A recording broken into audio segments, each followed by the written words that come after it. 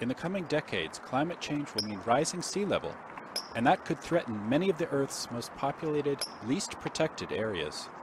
In the face of this potential disaster, countries around the world are looking to Holland for solutions. The Dutch have had centuries of experience with flooding. 1/3 of the country is below sea level. But at the same time, the Dutch themselves are rethinking their traditional strategy for holding back water. Global warming will bring too much water for dikes and pumps to keep back. The new thinking says instead of fighting a losing battle to keep water out, it might make more sense to let the water in and build houses that can rise with the water level. That presents an opportunity for developers, engineers, and architects who are open to the radical concept that houses and communities don't need to be built on dry land. The ideas that we have and the things that we are telling people now is from, okay, just turn around. It's not fighting against the water, it's living with the water. The firm's designs range from simple houses all the way up to a floating cruise ship terminal. Although the vision is expansive, the basic concepts underlying the ideas are simple and derived from another old Dutch staple, the humble houseboat. The simplest plans have a single house built on top of a floating foundation. This is one of the floating houses we did. It's a relatively small one, but built completely falls the standards of a normal house. The neighbors are all houseboats, and this is a water house. That's the difference in climate inside, the materials we used, the way we can ensure this building. The building goes another 2 meters in the water. Koen and others can take these simple houseboat designs and attach the foundations together to make larger platforms. One of the largest so far is moored just outside Amsterdam, a giant floating prison. It's 100 meters by 20 meters and 3 stories high. It has a complete floating foundation with all the techniques in it, a complete cellar. This technique is the same floating technique as we have been using in houseboats in Holland for more than 50 or 80 years. It's also the same technique we are going to use for projects worldwide that are larger.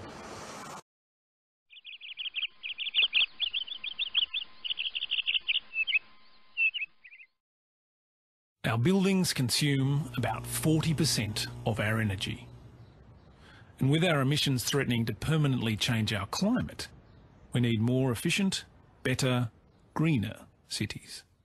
Food production is still a long way from most of the people who live in the cities built on the best arable land. Vertical farming could turn this on its head, or at least its side. It would bring together a host of emerging technologies by putting food production on the buildings we live and work in, to reduce land use, cool our urban heat sinks, and drastically reduce food transport costs.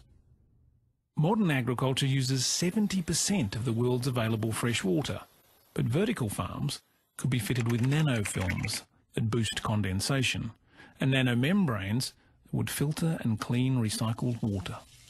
Better water quality, less waste. Fibre optics might provide light with incredible energy efficiency. 1 square block farm, 30 stories high, could yield as much food as 10 square kilometres outdoors.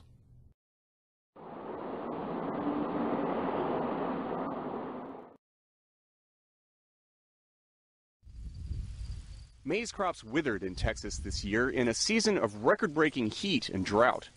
Here in the Texas High Plains region, crops struggle to survive on as little as 1/10 of the normal rainfall. Matter of fact, it may be the all-time driest year on record. Thomas Marek is an irrigation expert with Texas A&M University. While this was a terrible year for farmers, for Marek and colleagues, it was just about perfect. At this research station, an hour north of Amarillo, they are working to prepare farmers for hotter, drier years ahead.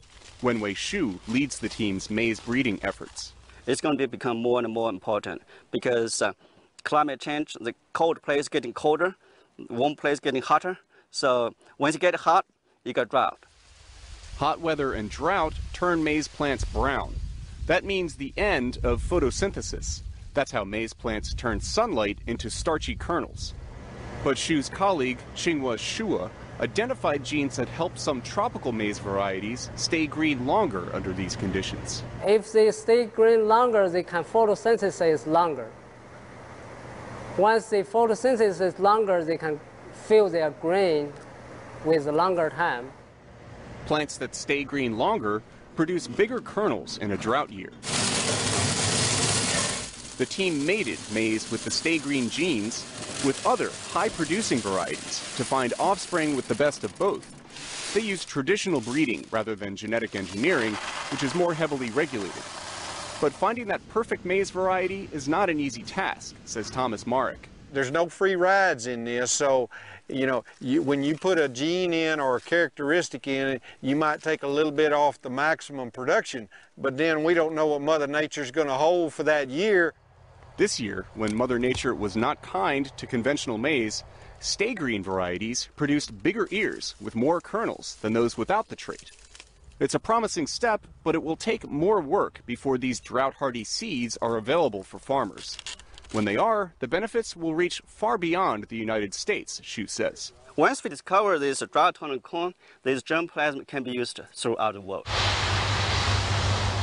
And the world will need it as climate change makes it harder to feed a growing population.